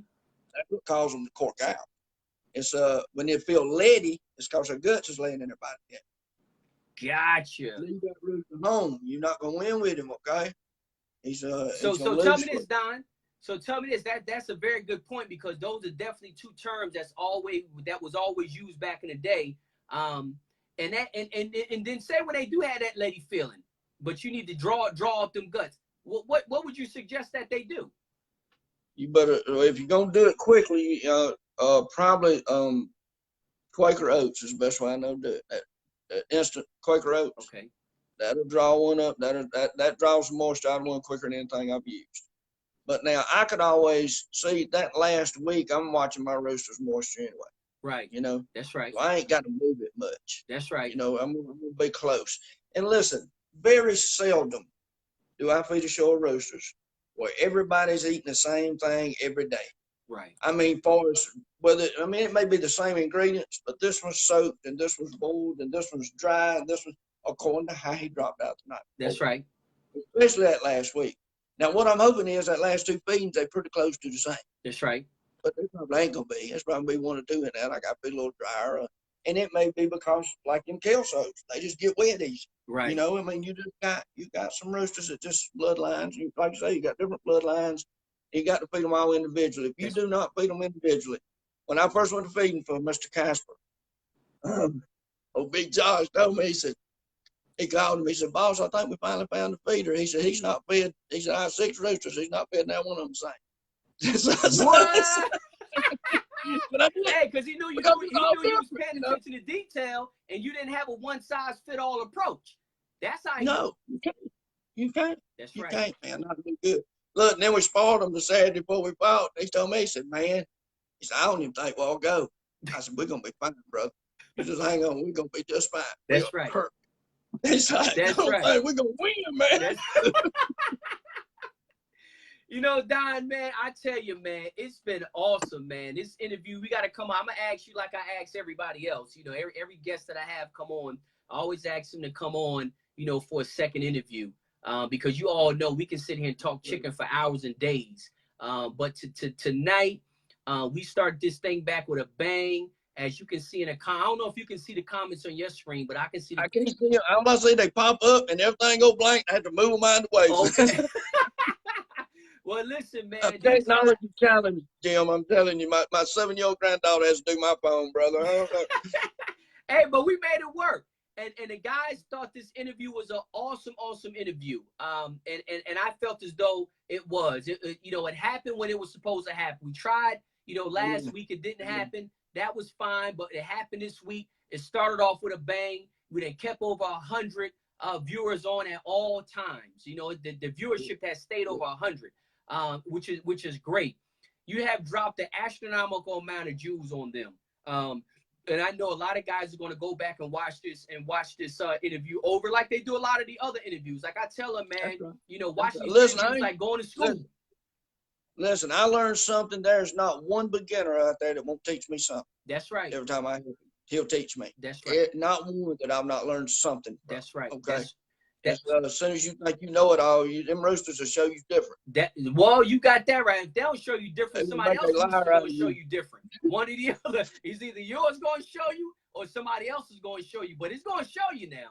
You're going to learn. But, you know, like once a year, long as I competed once a season, and I would compete a lot during the season. But there'd be one derby during that season, I'd lose all. Right. Believe me. That's right. There's going to be one. I may win 85%. There'd be one derby that stumped me and I'd miss. That's right. That's right. And every last one of them has been in that position. And some is even worse than that. Some of them, they done missed all the derbies almost and might have only got one. But, you know, Don, it's been a pleasure, man. This has been a great interview. Learned a lot, man. What I would like to do is give you an opportunity. You know, you said something about, you know, you're putting a book together. Give us a little information on that. And guys watching, y'all can directly contact Don Lester. If you're not on his friends list, you know, send him a message and you know, a request. And I also tell you, just like with me, if you're not on my friends list and you send me a message, it doesn't show up in my regular message feed. So a lot of times I don't even know until 3 or 4 days later that somebody has sent me a message. Right. So Right. it might be, you might experience the same thing with Don. So it ain't that he's not getting back with you, is he might not even know that you have even sent him a message. I'm having my 7-year-old secretary check. Well, have your granddaughter, man. Have your granddaughter check on that for you. And if Don later on today, over the next couple of days, if you can get inside these comments, which I know you haven't seen them, but a lot of guys have a lot of questions in the comments. If you can take some time over the next couple of days to get in the comment section and reply to that, that'd be great. And also to give them an opportunity to be able to reach you and talk about the book that you're writing. So go ahead and tell us a little bit about the book that you're writing. Jim, it's very simple. It's my life with gamefowl. It does have my methods in it, my selection methods. I'm trying to put all my knowledge onto it, and it's going to end up probably being 300 pages. Just the key part's probably going to be 30 pages because there's just so much different stuff you need to know that I have to go back to. And I probably won't have it out until October, but I call it the Cocker's Bible. Okay. There's scripture in there based on it too, and there's things that God's taught me through the gamecock. Right. Pretty much.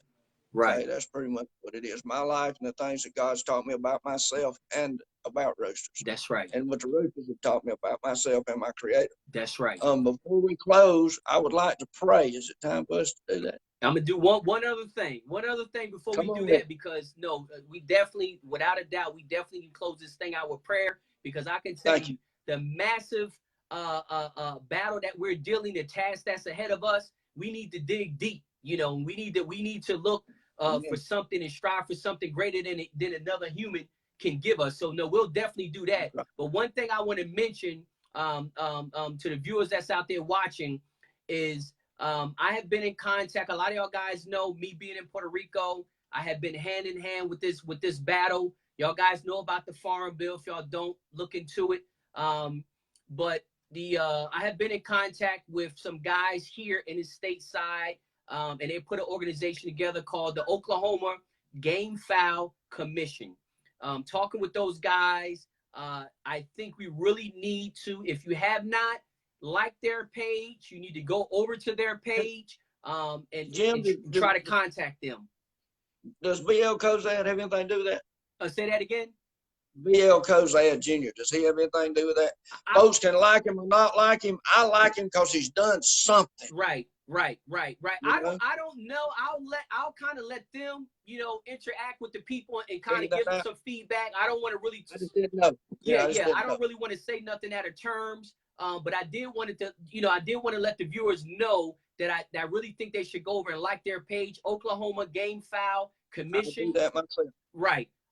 If they can go on over to and like their page, I think it's a great group of guys. I'm not going to get into any details of exactly what they're doing and all that. I'll let them do all that part. But I did want to give them a shout out and let everybody know. Definitely, please take some time, go over to their page, like their page, contact them, ask them whatever questions you have for them. I can't answer the questions. Well, I'm not going to answer the questions. Let them answer whatever question that you have about the organization. And so I just kind of wanted to put that last thing in. And Don, like I said, before we get into prayer, I really appreciate you coming on tonight. The interview has been awesome. We think a lot alike about a lot of things. You my brother from another mother, man.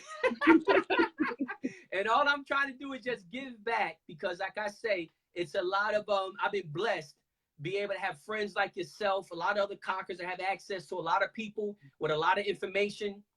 And these interviews give people the opportunity to have access to the same kind of information that I have access to. And again, it's our responsibility.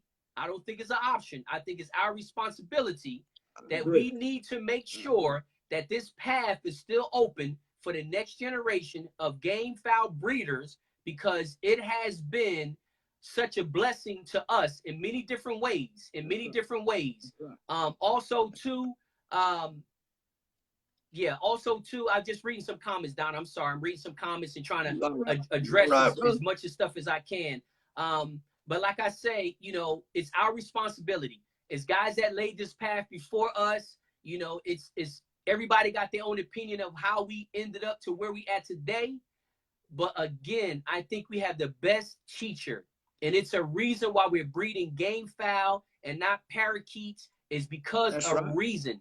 And we got to dig deep enough to find out what that reason is. I'm trying to do my part. I do not pass judgment on anybody else or what they do or do not do.